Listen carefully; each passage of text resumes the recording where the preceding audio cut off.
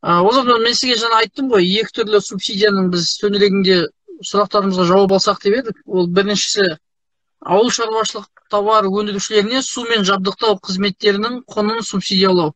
Саламатсыздар ма, құрметті оқырмандар, сіздермен бірге Қарасай аудандық ауыл шаруашылығы бөлімі мемлекеттік мекемесінің бас маманы Олжас. Бүгін бағана атап өткендей, эфирде екі сұрақ қарастыратын боламыз. Бұл біріншісі ставка вознаграждения субсидия. Бұл ставка вознаграждения деген сіздер бұрындары көріп жүрсіздер ғой, мысалы несие алатын болсаңыздар, сіздерге 20% және 20 жылдық пайызбен деген сияқты қылдырып несие есептеп береді. То есть и екінші субсидияның түрі бұл ауыл шаруашылық тауар өндірушілеріне, то есть ол крестьянский хозяйство болсын, ИП болсын, солардың сумен қамтамасыз ету және сумен қамтамасыз ету кезінде кеткен шығындарын растаған жағдайда үкімет субсидия береді. То есть біріншісіне келетін болсақ, бұл ставка вознаграждения. То есть бұл жерде қарапайым тілмен айтатын болсақ, определенный переченьдер бар, мысалы ауыл шаруашылығы техникасын сатып алу үшін, және де мал шаруашылығын қарастыратын болатын болсақ, бұл жерде мысалы сіз кредитный товариществодан немесе Казагродан немесе аграрный кредитный корпорация дейді ғой, аграрлық несие корпорациясынан несие алатын болсаңыз, ол сізге 16%-бен есептеп береді.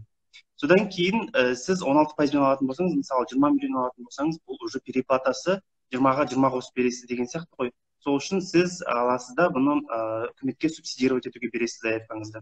Сол кезде үкімет сізге именно осы жаңағы мал шаруашылығы және техниканы сатып алған кезде үкімет сізге 10%-ын субсидировать етіп береді. То есть сіздің пайызыңыз ол кезде 16%-бен Казагро немесе аграрный кредитный корпорация немесе любой кредитный товарищество беретін болса, сіз оның 6%-ын өзіңіз төлейсіз, 10%-ын үкімет сізге субсидировать етіп береді.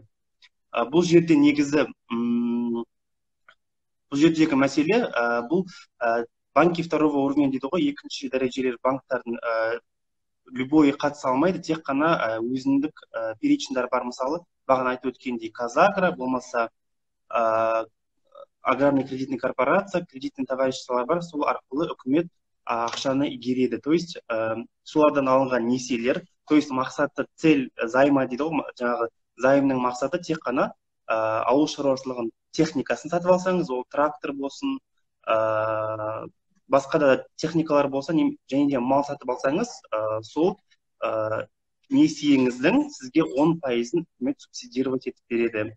Бұл жерде бұл заявкалардың барлығы естіліп тұрмай, бір сөйлеп жатырмын. Естіліп тұр, Олжас бауырым, сіз бір жерде нүкте қойыңыз, сол мен осы айтқан мәселелеріңізді тағы да нақтырақ, толығырақ ашу үшін мен бір-екі сұрақ қояйын. Сіз бір айтып беріңіз, нүкте қойыңыз, айтыңыз, сосын мен сізге тағы сұрақтар қояйын. Сөзіңізді бөлмейін. Негізгі мақсаты сол, яғни жаңағы жоғарыда көрсетілген агенттерден ақшаны алатын болсаңыз, ол сізге 16%-бен береді. Бұл жерде тек қана сол ақшаның мақсаты мал немесе техниканы сатып алу, сол жердегі сізге 10%-ын үкімет субсидировать етіп береді. Бұл бірінші бағытта. Екінші бағытта көктемгі дала жұмыстары дейді ғой, весеннее полевые работы болған кезде сіз үкіметтен тағы аласыз. Бұл жерде ерекшелік механизмі тура сол, бірақ ерекшелігі 9%-бен есептеп береді. Содан кейін келесі мәселе, рубльмен алатын болсаңыз 8%, доллармен алатын болсаңыз 4%-ке дейін субсидировать етіледі деген өзге нелер бар, примечениялар, бірақ бізге керек сол теңге ғой, теңгемен солай субсидировать етіледі, механизмі сол. Түсінікті. Енді Олжас, сұрақ мынандай. Енді қарапайым халықтың сәл деңгейіне түсетін болсақ, шайнап беретін болсақ, бізде көп адамдарда өкінішке орай кредиттер бар. Бірінші проблема. Ол кредитін жауып барып, қайтадан кредитке ұсыныс тастау керек па, әлде осы ауыл шаруашылығына қатысты бөлек ИП ашылып, или ИП, или КХ рәсімделу керек па бұл несиені алу үшін, немесе жеке тұлға ретінде өзінің бұрынғы бар ИП-сын жауып, қайтадан алуға болады ма? Бір, және залоговое имуществоны міндет па қою? То есть бірінші сұрағыңызға келетін болсақ, бұл жерде тек қана КХ-ларды және ИП-ларды қарастырады, немесе юридический лицалар, ТО-ларды қарастырады. Соларды және екінші сұрағыңыз, бұл залог мәселесі. Жаңа кредитный история әсер етеді ма дедіңіз ба? Я кредитный история әсер етеді, бізде действующий кредит болмау керек. өйткені ол сізге отказ алуға негіз болады. Екінші мәселе, екінші сұрақ қандай еді? Екінші сұрақ залоговое имущество. То есть Да, кепілдік. нені жаңағы беретін суммаңызды мысалы 25 миллион, 30 миллион алдыңыз делікті ақшалай, бірақ сіздің соған тұрарлық залогыңыз болу керек, жер учаскеңіз міндетті түрде болу керек. Өйткені залог болу керек екен. Өйткені ол банктың талабы. Банк сізге одан басқа бере салмайды ғой, сіздің барлық жағдайыңызды, мүмкіншілігіңіз барлық бағалап барып қана береді. Түсінікті. Олжас мырза, қараңыз, енді минимальный кредиттік сумма деген бар ма? Мысалға жаңа оқырмандарымыздың біреуі қазіргі таңда бір бұл сұрақ қай жақтан туынды? Екі сұрақ, қазір комментарийдағы жігіттердің де сұрағын қояйын. Екінші, біздің бір алдындағы оқырманның қойған сұрағы, менде дейді, бір 30 жылқы бордақылаймын дейді. Соған сәл-пәл қора салсам, анан салсам деген ойым бар, соған несие алсам деген ойы бар. Екіншісі, мына оқырмандар айтады, менде бір 10 сотық жер бар, тек қана бұл емес, енді біздің жалпы көптеген қазақ қоғамында, әсіресе ауылдық жерлерде, аудандық жерлерде бір 10-15-20 сотық жерлері бар, ЛПХ. Сол жерге жылыжай салғысы келеді. Яғни кредиттік көлем, бұл айтқан кезде сіз айтқанда 15-20-25 миллион емес, 10 миллион теңгеге дейін, 5 миллион теңгеге дейін алуға болады ма? Негізі қазір еңбек мемлекеттік бағдарламасы аясында 2021 жылға дейін, 2021 жылды қоса алған кезде 6% несие беріп жатыр. Оның барлық және реклама негіз көрген шығарсыздар. Бұл жердегі кредиттің суммасы, займның суммасы 4 миллионға дейін ғана болады. Мүмкін осыған жаңағы ол кісілер қарастырып көрсе болады. Бірақ бұл жерде бұл кісілерде, то есть бұл программада да өзіндік талаптары бар, өзіндік перечіндері бар. То есть еңбек мемлекеттік бағдарламасы аясында алса болады. Алгоритм действий айтайын ба? Перечень документов. Иә, былай, енді сіз бүкіл тізімді қойып, адам үміттеніп кетпесін. И так кредит алатын адам енді ойнағаннан алмайды ғой, бірақ сіз бір қысқаша айтсаңыз, мысалға құжаттарды дайындаған азаматтар 100% алады деген нәрсе ма, Олжас? То есть менде мысалы бүкіл документтерді түгел өзінің мүмкіншілігін бағалай білу керек. Бұл жерде, бұл как-никак, бұл басқа банк болсын, Каспий банк болсын, тура сол сияқты кредит тек қана пайызы ғана төмендетілген. Бұл жерде, яғни адам саналы түрде баратын кезде өзінің мүмкіншілігін бағалау керек. То есть бұл жерде сіз кәдімгідей тоже жаңағыдай үйіңізді залогқа қоясыз, мүмкіншілігіңізді банк бағалайды. Бұл үшін сіз жұмыссыз, что очень важно, жұмыссыздық статусыңыз болу керек. Сіз, который сіз оны жұмыспен қамту орталығына барып тіркеліп, сол жерден аласыз. Алғаннан кейін бизнес бастау. Оның айтып отқаныңыз ол сіздің 4 миллион теңгеге дейінгі мәселе ғой, сіздің айтып отқаныңыз. Иә, дәурен барын бұл атамекенмен бірге сертификатын алып баруға қатысты. Ал жалпы жаңағы субсидиялар, мысалға капельное орошение жатады ма? Жаңағы сіз айтқан сумен өндірусіз сумен жабдықтау қызметтерінің құнын субсидиялау дегенге. Бұл жердегі мәселе, біз ставка базалық ережені айтып болған сияқтымыз бұнда. Сұрағым екінші сұраққа көшіп кетті. Бұл жерде, бұл жерде, то есть, бұл субсидияның басты шарты, мысалы, мен фермермін, мен су беруші дейді ғой, мысалы, біздің жағдайымызда бұл Үшқоңыр ирригация коммуналды мемлекеттік мекемесі. Сол, мысалы, солар бізге су береді, әр кубына олар ақшаны есептейді. Әр кубына ақшаны есептейді. Сол кезде жаңағы біз екі жақты келісім жасаймыз, яғни қанша су алдым, қандай срокта алдым деген сияқты. Соның барлығы счет фактурада жаңағы акт выполненных работ дейді ғой, солардың барлығында көрсетілген кезде біз субсидияға заявка береміз именно по воде. То есть бұл жердегі бар мақсаты бұл субсидияның кеткен шығыныңызды растаған жағдайда, то есть су алу барысында кеткен шығыныңызды растаған жағдайда үкімет сізге 85%-ға дейін субсидия жасап береді. То есть мысалы сіз бір 100 мың теңге делікші, 100 мың су алу барысында 100 мың теңге кеткен шығыныңыз болса, сол 100 мыңның 85%-ын сізге қайтарымсыз формада есептеп береді. Бұл түсінікті, бұл көбінесе солтүстік шығыс тарапындағы, яғни мың гектарлап егетін адамдарға қызық қой негізінде. Қарапайым біз сияқты халыққа қатты қызық емес. Себебі сол үш қоңыр ирригацияға мысалы Қарасай ауданында айына немесе сезонына әр кетсе бір 20-25 мың теңгелік су шығынын төлейді ғой қарапайым халық.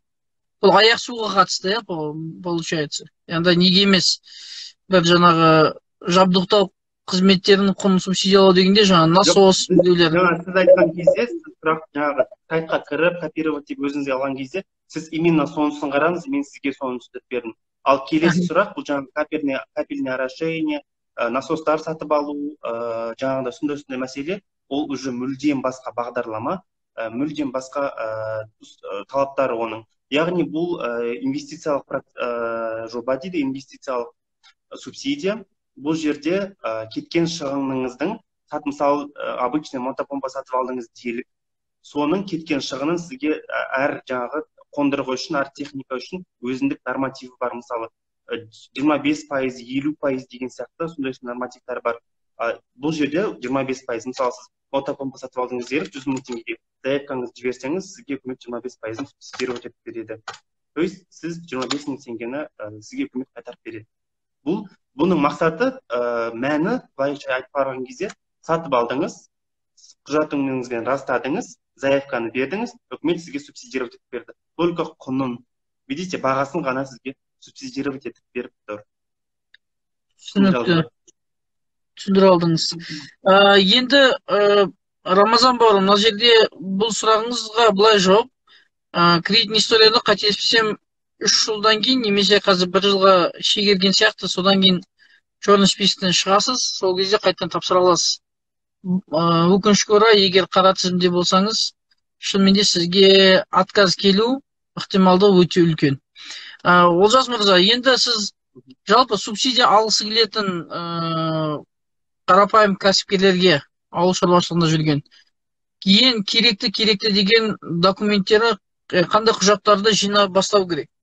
Яғни ертелі-кеш бұған кездеседі да, бәлкім бүгін субсидия алмаса да, бірақ бір 4 жылдан кейін алуы мүмкін. Бірақ қазірден бастап сол өзінің құжаттарын нені түгендеп жүргені дұрыс? Қандай документтер жинасын? Өте орынды сұрақ. Бұл негізі субсидия алудың, субсидия деген сөздің ар жағында не жатқанын қазір халықтың көбісі түсіне бермейді, бірақ миллиардтаған ақша бөлсе де, тек қана жаңағы не дейді, только действующийлар ғана алады, жаңадан ісін бастап жатқандарға субсидия бір жаңағы түсініксіз болып қала береді. Бұл яғни түсіндірме жұмыстарын түсініксіз жүргеніне байланысты болып тұр. Яғни бірінші рекомендация бұл жер мәселесі. Жер міндетті түрде жеке физлицоның дейді ғой, физлицоның атында болу керек. Ол жаңағы в основном жер иеленумен айналысатын кісілер. Мысалы, мен жаңағы удобрение алып едім, пестицид алып едім, соның құнын субсидировать етсін деп едім деп. Бірақ ең соңында тексеріп келген кезде ол земельный участок ол кісінің атында емес. Опять же, мен техника алып едім, новый трактор. Ол жерге бөліп жіберейінші, кешірім сұраймын. Аренда болады, 49 жылға алған болса, ол соның атында деп ескереді. Біреудің атында тұрған жерге ол егіп жүрген болса, ол субсидия ала алмайды дейсіз ғой?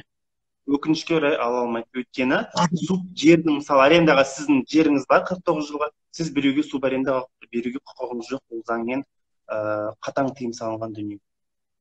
То есть жер мәселесі, бұл те, которые жаңағы жер иеленумен айналысатын кісілер үшін бұл өте бір сондай маңызды момент. Мысалы, опять же, кейбір техника алсын, трактор алсын, мал алсын, кейбір субсидияларда норматив болады. Кемінде 5 гектар жері болу керек деген сияқты норматив болады. То есть сіз оны қалай білесіз? Яғни обычно справка недвижимости шығарады, мысалы физлицоның атынан немесе обременение шығарған кезде, сол жерде көрініп тұрады, жер кімге оформлен деген сияқты. Можете соған ориентироваться етуге. Яғни жер мәселесі. Ал егер, мысалы, көршілермен бірігіп бір совхоз форматында доверительное управление алатын болса, яғни сіз айтыңызшы, міндетті жаңағы трактор алу үшін делік, оған демек сіздің сөзіңізге қарасақ, шынымен де кем дегенде 5 гектар жері болу керек ол азаматтың? Иә. Өткен норматив солай. Өйткені ол тракторды мақсатты түрде сол жерде жыртуға, сол жерде егуге деген сияқты. Ол қасындағы көршілердің жерін доверительное управление деген бір құжат алып ала алмайды ма? Өкінішке орай жоқ. Өйткені ол жер бұл жердегі мәселе, мен қазір тағы да айтсам дезинформация болатын шығар. Бұл жердегі мәселе интегрированный система ғой, мысалы қолдауға келетін болсаңыз, ол земельный участок шығып тұрады, кадастр номер барлығы шығып тұрады. Сіздің атыңызға через юстиция ауыстыра алсаңыз, жаңағындай между собой нотариуспен договор жасап, юстиция арқылы сіздің атыңыздан шығып тұрса, ол болады.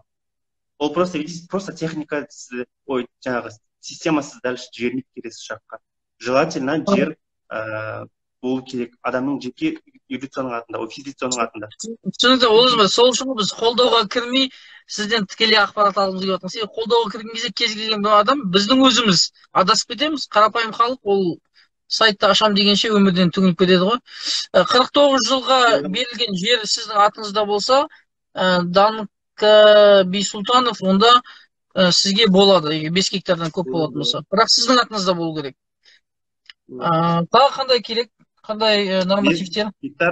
Бұл біз только что өсімдік шаруашылығы жер иелену мәселесін аясында талқыладық. Келесі мал шаруашылығы.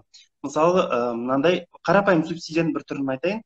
Асыл тұқымдандыру жұмыстарын жүргізу. Яғни, мынандай субсидияның түрі бар. Яғни, бұқанын сатып аласыз. Қазақстандық болатын болса, жаңағы асыл тұқымда, бұл біздің жағдайымызда Жақсылық Түскемпіров немесе тағы да басқа статусы бар племенный организация дейді ғой, солардан сатып алған жағдайда, оларды жаңағыда өзінің системасынан сіздің системаңызға ауыстыра салады, бұл жерде ешқандай проблема болмайды. Келесі мәселе, мысалы, OLX арқылы сатып алу, базар арқылы сатып алу деген сияқты малдар жаңағы неге субсидированияға жатпайды. Бұл жердегі мәселе, опять же, официальный дейді ғой, сондай дүниелерге кішкене көбірек көңіл бөлсе дұрыс болатын еді.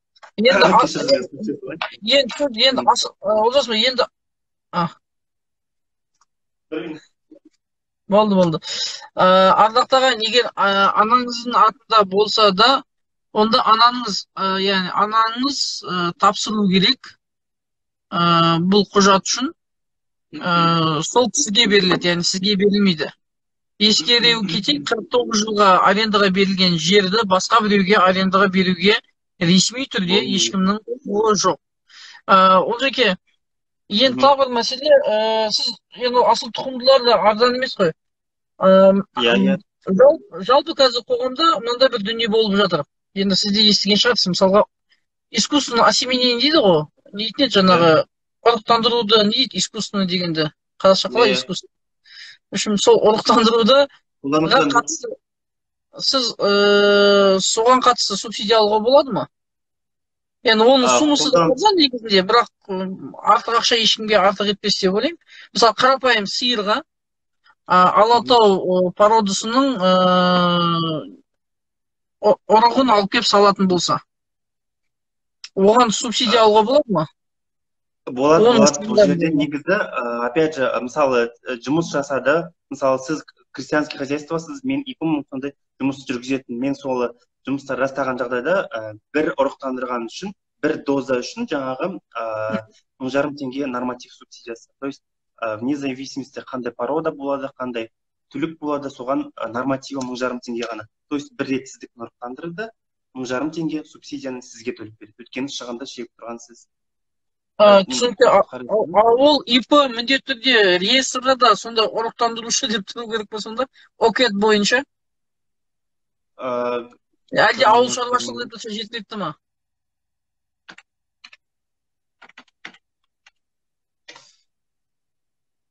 Қазір бір минут. Мен қазір просто дезинформация беріп жүрсем, тағы дұрыс емес ол. Дұрыс, жалған ақпарат жаймауымыз керек.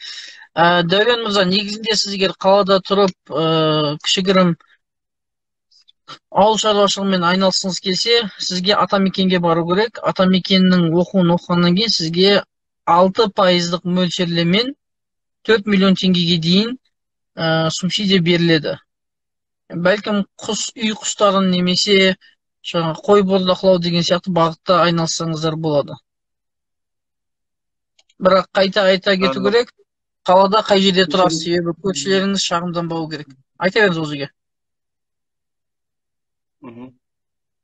Бұл жерде нормативі 1,5 емес, 5,000 теңге екен. Опять же, бұл жерде, то есть сізге услуга көрсеткен организацияға төлеп береді екен.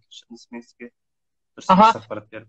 Жоқ, 5.000 теңге, енді ол кісілер, енді ол жерде бәлкім әлде нақты айтылмаған ба, ИП-сы, яғни құжат берсе жеткілікті ғой, әлде ол сертифицированный бір тағы бір нәрсесі болу керек па? Давайте мен сізге осы сұрақты ертеңге қарастырып беремін, потому что бұл менде не в моих компетенциях дейді ғой, мал шаруашылығымен неге айналысу. Менікі тек қана жаңағы инвестор, жер иелену сұрақтары. Енді мына жерде қызық сұрақ бағана мәні сол кеткен шығынды субсидировать етіп береді. Түсінікті. Онда бір сұрақпен ғана бітірейік, себебі уақытта ұзартпау үшін, бәлкім келесіде оқырмандарымыз қызық болатын болса, тағы да сұрақтармен сізге қайтып келеміз. Ең маңызды сұрақ, бағана да мен сізге айтқам, эфирден бөлек. Қайткен күнде де банк второго уровня, яғни жаңа Казагрофинанс дедіңіз ба, сол мекемелерден пайыз несие алынады, оған бизнес план дайындау керек, залогы бар, документтер түгел болса да, мына оқырмандарымыз айтады, қайткен күнде де ақша сұрайды дейді. То есть коррупционный риск. Коррупционный риск, иә, оған қатысты не айтасыз, және біздің оқырмандарымыз не істеу керек, чтобы олар өзінің дәмеленген бір дәмесін сұрамау үшін. Мен де көп естідім. Қараңыз, бірінші мәселе несиені алу, екінші мәселе оны субсидировать ету. То есть бірінші мәселеге келетін болсақ, бұл жаңағы кредитный корпорация, Казагро беретін болса, олардың непосредственно уполномоченный по этике болады, сол кісілердің немесе антикоррупционныйға сіздер жазу арқылы өзіңіздің құқығыңызды қай жерден қате кеткеніңізді, то есть сіз барлығыңыз өзіңізге сенімсіз, бірақ банк сізді жаңағы былайша айтқанда футболист ете беретін болса, сіз непосредственно сол жаққа жалоба жасау керексіз. Бірақ мен бұл жағдайда ештеңе деп комментировать ете алмаймын, өйткені бұл Казагро немесе кредитный товарищество, бұл мемлекеттік мекемеден, акиматтан мүлдем бөлек орналасқан әлем. Сондықтан да біз ол кісілерге қатысты ешқандай сұрақ жауап бере алмаймыз. Ол кісі банкпен сол кісінің екеуінің арасындағы ғана мәселе.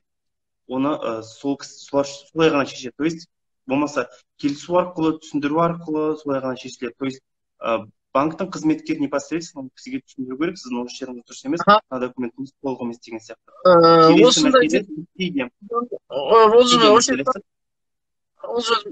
Субсидированныйға дейін айтып жіберейін.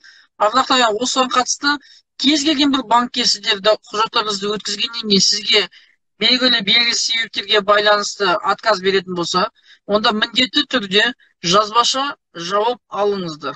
То есть письменно сізге ответ берсін, жазбаша жауап берсін. Ауызша емес, аға, сіз мына жерде расчеттарыңыз дұрыс емес, финансовый жаңағы есептеріңіз бойынша бір қателіктер бар дегеніңіз деу арқылы сіздің бетіңізді қайтармас, сіз айтыңыз.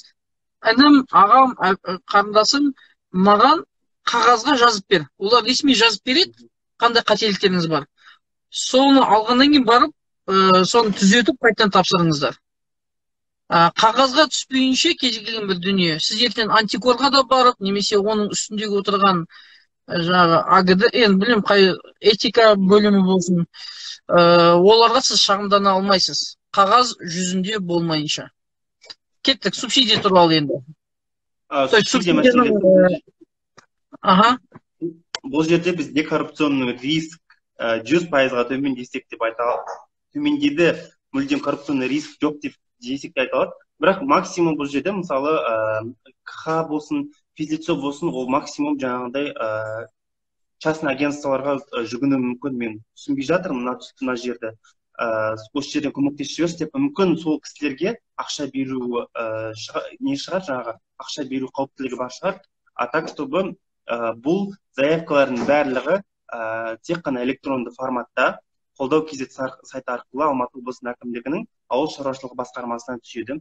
Сол жерден сіздікін тексереді, дұрыс болса дұрыс деп қабылдайды. Яғни срокі 3 күн, осы 3 күннің ішінде сізге жаңағындай я жоқ деген жауабын айтады. То есть еще одан кейін мысалы я болған жағдайда 4-ші күні сіздің уже статусыңыздың заявка басқалай болып келесі этаптарға өте береді. То есть біздің тарапымыздан коррупционный риск дейді ғой, жемқорлық қауіптіліктері біздің тараптан жоқ десек те айта аламыз. Жоқ деп те айта аламыз. Түсінікті, Олжас мырза. Думан бауырым, 100%-ға коррупция жоқ. Себебі бұлар кім документті тексеретін барлығын білмейсіздер. Себебі бұл оцифрованный жүйе деп жатыр ғой. Коррупционный риск салыстырмалы түрде жаңағы банк второй уровеньде болуы мүмкін. Жаңағы давай мен саған бизнес план жасап берейін, 15-20 мың теңге бер дегендей. Бірақ оны да дәлел ешкімде жоқ. Біздің қазақ ағайын өкінішке орай терпелі болмаймын деп арыз жазбайды. Үндемей жаңағы кішкентай бір дәмеленген сыйақысын береді да, сонымен үндемей есікті жабылу қазанды жабық күйінде қалдырады. Бірақ қайталап айтып өтейік, егер осындай бір сұрақтарыңыз болып жатса біреулерде, міндетті түрде ресми қағазда сізге не үшін сізге отказ беріп жатқанын айтып түсіндірсін.